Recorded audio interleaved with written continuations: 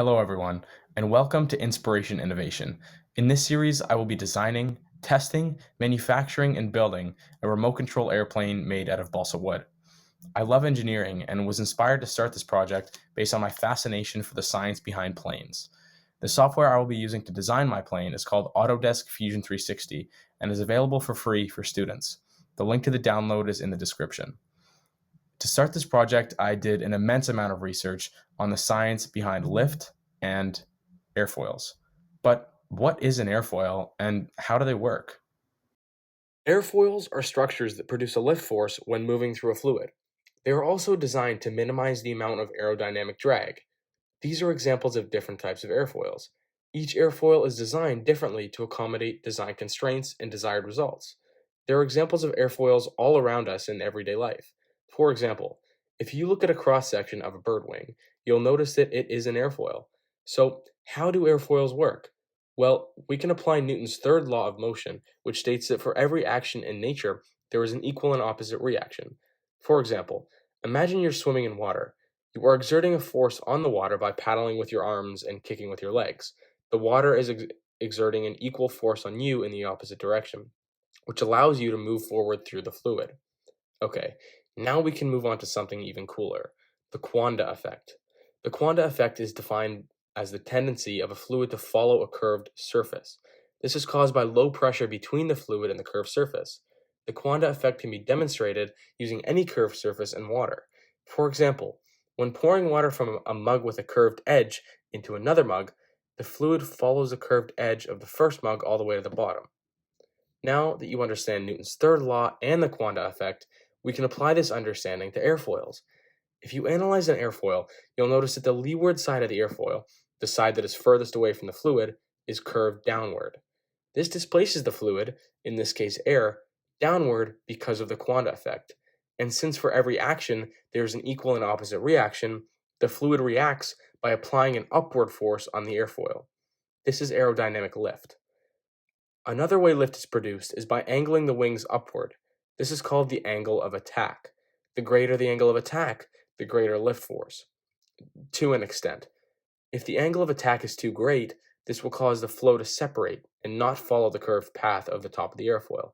This is called stalling because there's minimal lift generated because of no downward displacement of the fluid, which can cause planes to fall out of the air. Now that we understand airfoils, let's talk about the basic external control structures of a plane. Now, all basic external control structures have something to do with the manipulation of airflow. On the wings of a plane, and what I will be implementing on my RC plane, there are flaps and ailerons. Flaps can rotate to change the curvature of the airfoil to generate more lift during takeoff at small downward angles, and to generate drag during landing at larger angles. Ailerons control the banking of a plane. One aileron is angled up and the other is angled down at a time, causing the air to be propelled in opposite directions, causing the aircraft to roll. Two more control structures include the elevator and rudder, which are both located at the back of the plane. The elevator is attached to the horizontal stabilizer, which is stationary, and rotates up and down to control the pitch of the aircraft, which is the angle of the plane relative to the ground. The rudder is attached to the vertical stabilizer, which is also stationary, and rotates left and right to control rotation of the plane about the vertical axis, basically turning. Before I begin talking about my plane, there's one more term that you need to know: chord length. This is the length of the airfoil from the leading to trailing edge. Okay, the moment you've all been waiting for. What I have so far of the design of my plane. Okay, this is what the airfoil looks like. For the design process for my plane, I first determined the chord length, which I wanted to look proportional to my desired wingspan, which is around 20 inches per wing, so a total of 40 inches, not including the fuselage. I determined that a good chord length would be 6 inches. As you can see, if I measure from the leading to trailing edge, it is in fact 6 inches. Another constraint on the airfoil design was the maximum height of the airfoil. This is because to control the flaps and ailerons, I need 2 servos in each wing. So there needs to be enough space to house those servos so they don't stick out. I decided the maximum height should be around 1 inch. After that 1 inch, which is around here, everything tapers off down to the trailing edge.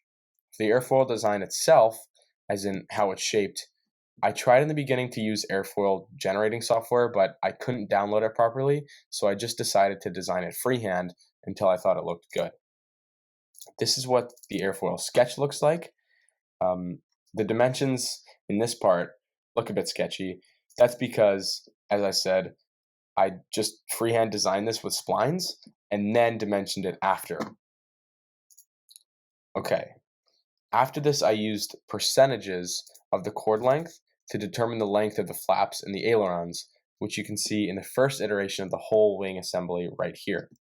So these are the flaps, you can see, and these are the ailerons.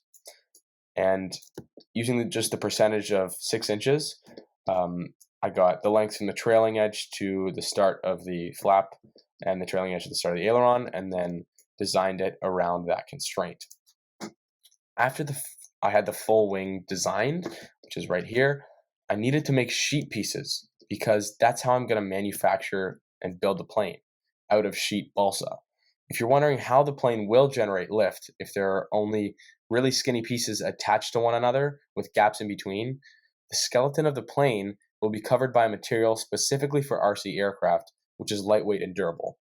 Imagine covering a skeleton of a plane with saran wrap, just way more durable.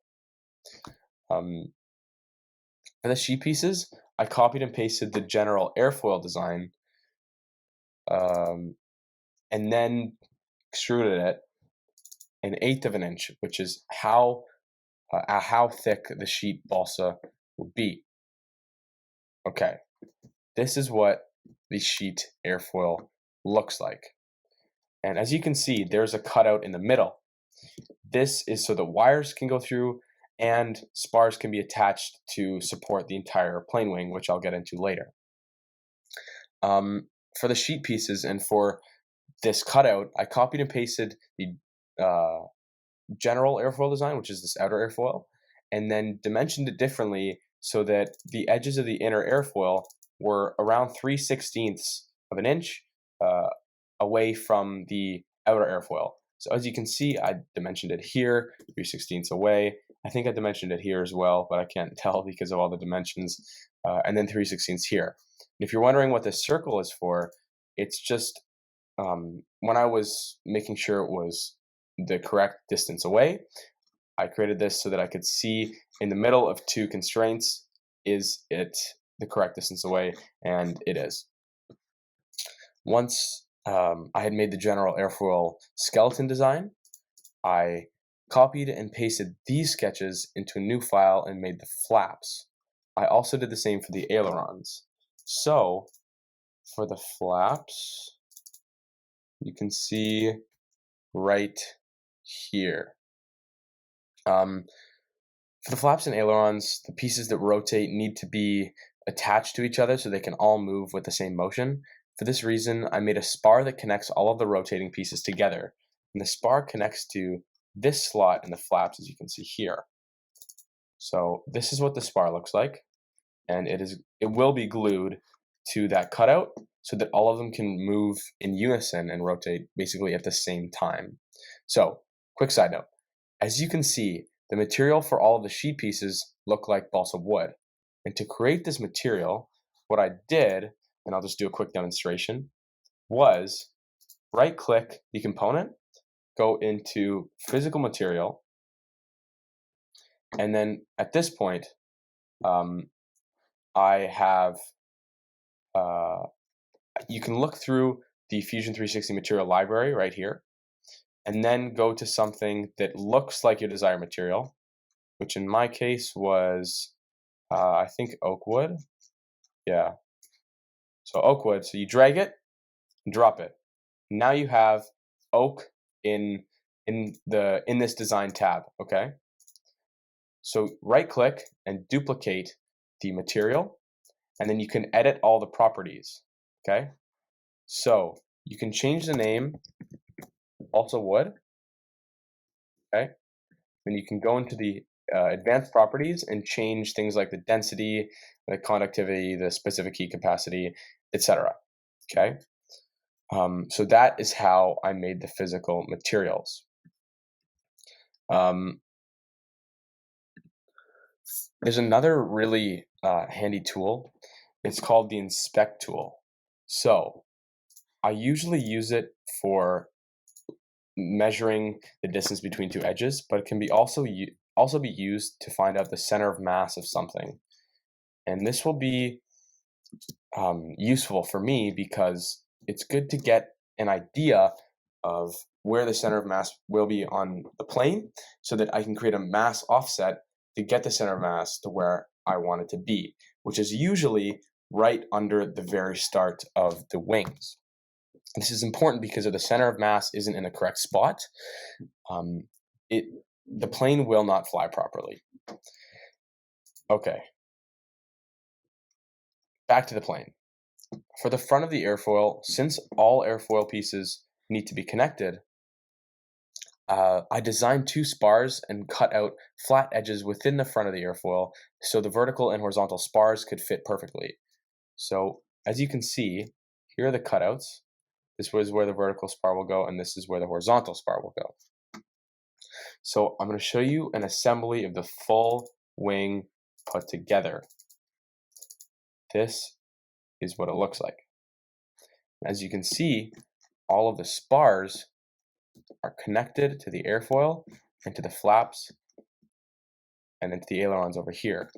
And that's how it's all connected. And then the spars here for the flaps to make sure that they rotate in unison, and here for the ailerons. Okay. I just love looking at this, by the way. It looks so cool for me. And what I was trying to explain earlier about how it's going to be covered, just this whole thing will be covered in the material. So if you had trouble visualizing it, this is what it will look like.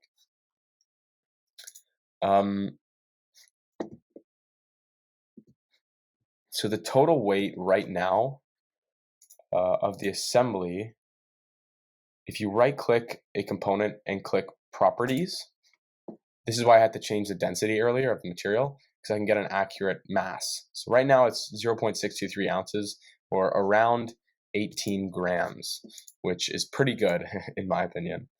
The mechanism I designed for the flaps is not shown in this assembly because how would it move, or the ailerons. So let's talk about that. When I was doing research, there were mechanisms that were external to the airfoil, but I wanted to make my mechanism internal because I think it's just cooler. So here is what I call it pivot mechanism. So the flaps need to rotate only down to a maximum angle of 30 degrees. This is modeled after a commercial aircraft because this is the angle the flaps are positioned for landing, and for takeoff, they're just less of an angle. So I needed to make sure that this edge right here, as you can see, would not protrude through the covered airfoil at the maximum angle, okay? And how I just made sure this wouldn't happen is I got an assembly of the flap, like the original flap design right here, and jointed the mechanism to it and looked to see if it would protrude, okay?